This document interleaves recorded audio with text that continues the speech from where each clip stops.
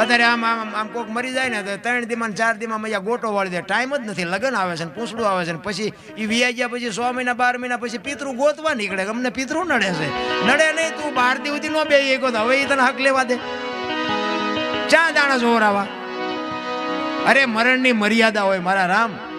અમારે મારા બાપુની હતા ને એ વખતે અમારા ગામમાં કોઈ બી ના ઘરે મરણ થાય ને કોક અમારે અમે નાના નાના હતા ને અમે દાંત કાઢ્યા હોય ને તો મારા બાપુ વઢે. એ કે ઓલા પણ ગુજરી ગયો છે ફલાણા માણાને 12 દી સુધી અમને દાંત નો કાઢવા દે, ટીવી નો જોવા દે, રેડિયો ચાલુ ન કરવા દે. આવી બાપુ મરણની મર્યાદા હતી. અત્યારે આમ મરેલું પડ્યું ને એની પાસે થોડુંક શીરાવી લો. એક આને મૂક્યા ત્યાં સુધી તો મર નહીં, ભૂખો મરી જાય.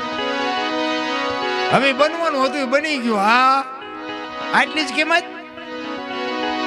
અરે બાબુ ભેળાઈ ગયું છે. આપણે ને આપણે ભેળી માર્યું છે. 20 વર્ષનો મર્યો હોય તો કે અરે અમારી માથે આપ ફાટી ગયો. 100 વર્ષના મર્યા હોય તો કે એ જરૂર હવે એ જ હતી. હવે બધું સાસુ જીવીને શું કામ હોય? હવે લગન જેવું. હા તારે ખૂણો ખાલી થયો ને કે હા એને કોથળો કરી નાખ્યો તઈ તું ગાડીઓ લઈને ફરસ. એની કોઈ કિંમત જ નથી.